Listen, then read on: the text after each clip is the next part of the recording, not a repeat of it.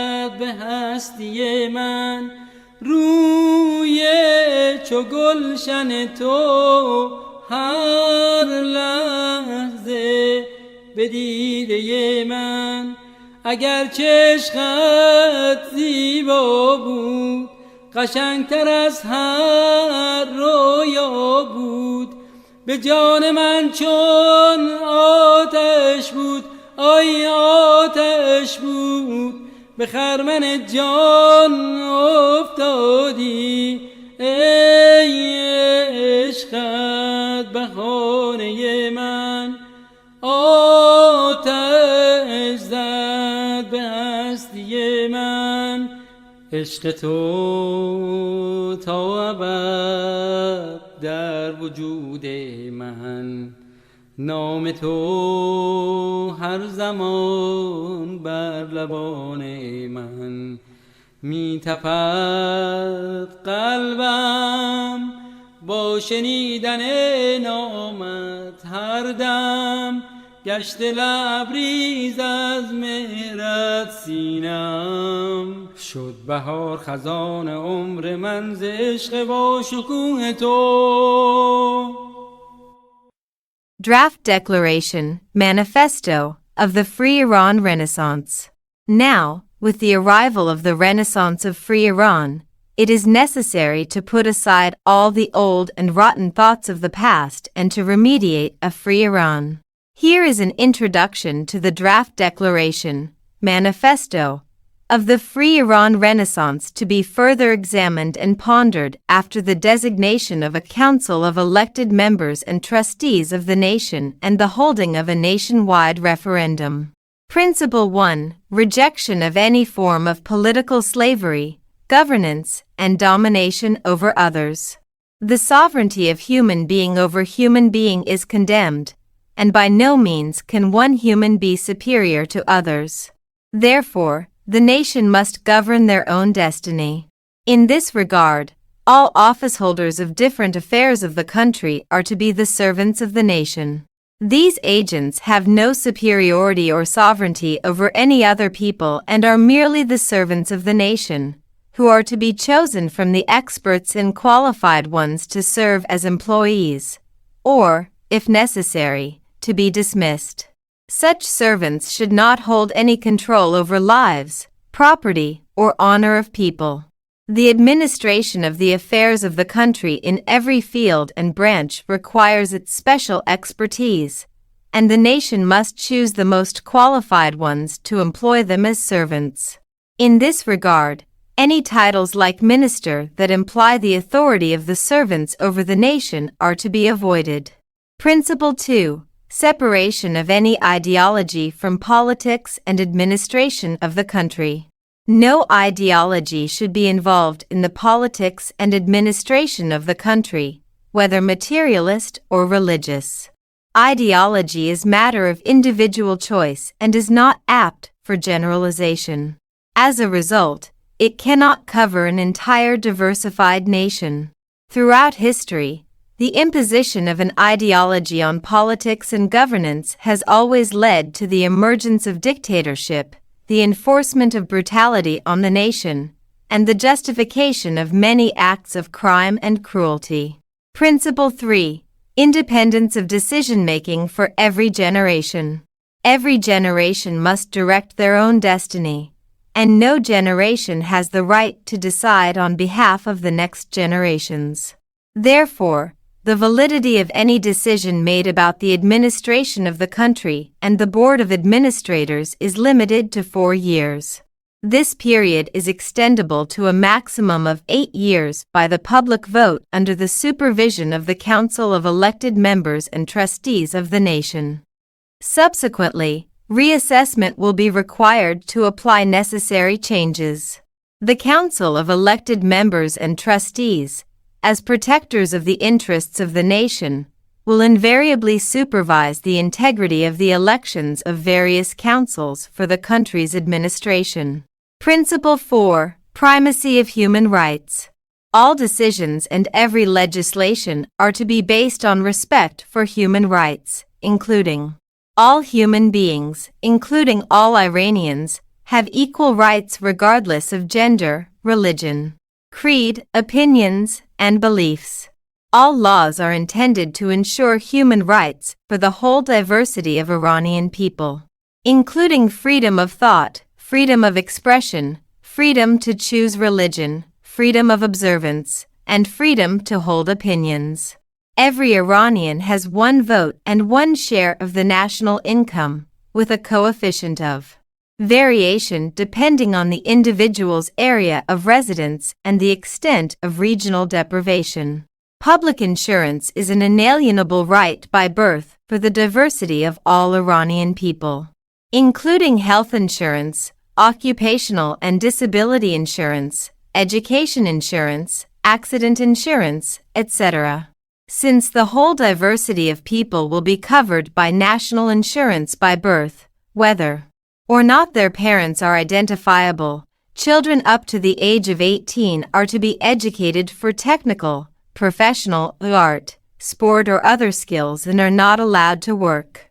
Therefore, the matter of child labor will be nullified on its own. For the same reason, the unbecoming occupation of child beggary and adult beggary is also to be ended. Those who refuse to work under different reasons, such as addiction, and are inclined to be vagrants, are to be taken care of in special camps. As a result, vagrancy will not be a subject anymore. Principle 5. The nation's right of comprehensive financial supervision over the country's servants and executives. All the nation's servants, directors of the country's administration, will be subject to the law of explaining how you have earned your money, and every year their financial accounts and their dependents' accounts are to be fully investigated by the relevant Financial Supervisory Council. Principle 6. Avoid spending national wealth for luxurious and ceremonial affairs of the delegation of the country's administrators. In this regard, the nation should not incur heavy costs of the wasteful ceremonial affairs of the country's administrators. It is evident that for the administration of the country's affairs to be governed in accordance with principles and engineered arrangements, there is no need for many formalities and extravagancies, and spending national wealth for such purpose is obviously a waste of the material and spiritual assets of the nation. Additionally, the reception of foreign guests can be carried out within a more modest framework that has the lowest cost to the nation. This will also be an opportunity for those guests to learn that the surplus costs of such formalities can be spent on poverty alleviation of the nation. May they adopt the same practice for their nations. It is to point out that majority of the costs of formalities and extravagancies of the country's governing delegations are spent on glorifying themselves and satisfying their egoism, whereas the majority of different segments of society are always kept in poverty and destitution. In general, spending national assets to carry out redundant affairs of luxuries and formalities is an evident betrayal of the nation. Principle 7. The administration of the country as a public joint stock corporation. The administration of a country could be envisaged as a public joint stock corporation in which each Iranian has a share, in accordance with regional privileges, and a right to vote. In this regard, members of an elected board of directors will deal with the administration of the affairs of the country, and after their term of service has expired, they shall give their place to others. The board members are to be appointed based on required expertise in the field. Principle 8. Elimination of hollow promises by individuals and groups to take up positions in the country's administration. For the administration of the country's affairs to be conducted within the framework of councils and as teamwork, it is necessary that experts in various fields be selected for different councils and employed by the nation. Therefore, it is not the candidates' slogans but their expertise in the field that shall determine their election for cooperation and teamwork in the councils. In this point of view, any slogans that make hollow promises to the nation are a form of demagogy. Because the country does not belong to anyone so that they can make promises about its affairs and the welfare needs of the people based on their benevolence or individual decisions. Basically, in the Renaissance Revolution, I is devoid of meaning, and all the affairs of the country run collectively and in teamwork. In this administration, it is the we that embodies the power of the nation, and deals with the country's various affairs in multiple councils such as the Republic Council, the Council of Elected Members and Trustees, the Industrial Council, the Health Council, the Province Council, the City Council, the Village Council, etc.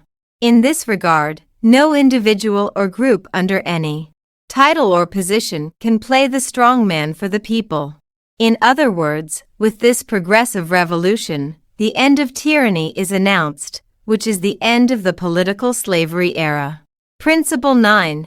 No individual can hold more than one position in the country's administrative board of directors, councils.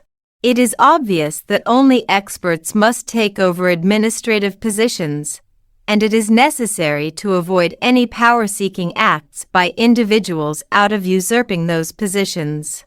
Principle 10. Nationalization of mineral resources, oil, gas, and related industries such as oil, gas, and petrochemical industry, as well as all mines including copper, gold, uranium, etc. And natural resources including forests, rivers, etc. National assets belong to the whole people of Iran, as they all have a share in their country's wealth. This matter should be managed by the board of directors in the public joint stock corporation, in which all Iranians have a stake, in a way that allows all citizens to benefit from the national income and to protect it against the thieves of national wealth. Principle 11. Prohibition of lobbying coalition in the administration of the country's affairs to prevent power centralization, rent-seeking, etc. Any candidate to serve the nation as an administrator has the right only to nominate oneself for the given position and will be warned against any team intervention in the administration of the country's affairs as it would centralize power. The bitter experience of history has proven that whenever the administration of the country's affairs has been in the hands of a particular group, they have driven the country into dictatorship by wielding power. There has never been an exception to this rule. Principle 12. The provincial administration, decentralization of political activities in the capital and independence of each province in the administration of its own affairs.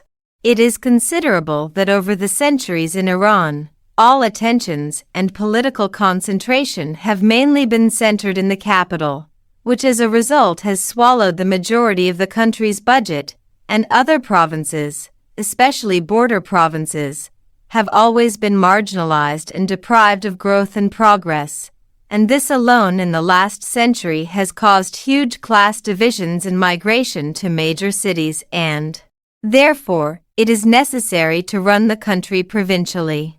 In the provincial, federal administration, each province will have its own budget to be spent on constructions and facilities, industrial development, employment opportunities, etc. This is to prevent the migration to the capital and also other side effects of this centuries-long discrimination, and to enhance the possibility of establishing social justice. Note 1. The Free Iran refers to an Iran not under the rule of any individual or group, in which only the will of the nation is determinative. In this regard, by selecting servants who are qualified and proficient in different fields, the nation takes action to manage the affairs of the country within the framework of multiple councils. Note 2. All referendums are held under the supervision of the Council of Elected Members and Trustees of the nation. The council is to protect the interests of the nation against the administrators of the country's affairs, and in the event of facing violations of the Constitution and its regulations, it can cut off the budget of the nation's servants from the national treasury to fix the problems or issue an annulment vote of the relevant council. Note 3. parties and groups, unions, and diverse social classes can also nominate their candidates for the Council of Elected Members and Trustees of the Nation, to be elected in urban and provincial polls and employed by the Council to supervise the country's affairs for a single term ending with the next election. Note 4. The elected members and trustees of the nation are those who have distinguished records of serving the nation, opposing oppression, and eliminating the cruelty imposed on the nation. They shall protect the interests of the nation in a way that helps the transition through current situation go efficiently and nationwide elections be conducted. Note 5. The Council of Elected Members and Trustees of the nation, like Congress, protects the interests of the nation against those involved in the administration of the affairs of the country. Note 6. The principles of the Free Iran Renaissance Manifesto embody items that are about revolutionizing all political, cultural, and social relations.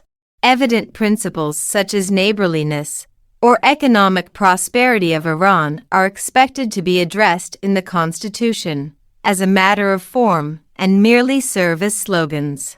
Therefore, such principles are not to be addressed in the manifesto. Note 7. It is necessary that the path of the nation's revolution be like a ladder upwards. The course of its developments shall designate an evolution worthy of the nation by proving that the current mindset of society can offer progressive ideas for the political advancement of people and in such circumstances guarantee the political evolution of the country. Therefore, any retrogressive and backward movement is deemed contrary to such an evolution and contradicts the Renaissance Revolution. In other words, this nation is not devoid of progressive thoughts in essence. Note 8. Designation of the national flag and the national anthem of the revolution is not to be emphasized by the manifesto as a matter of principle. It is obvious that at the appropriate time after the nationwide elections and the appointment of the relevant specialized council, a new flag design and national anthem reminiscent of the progressive revolution of the people will be chosen.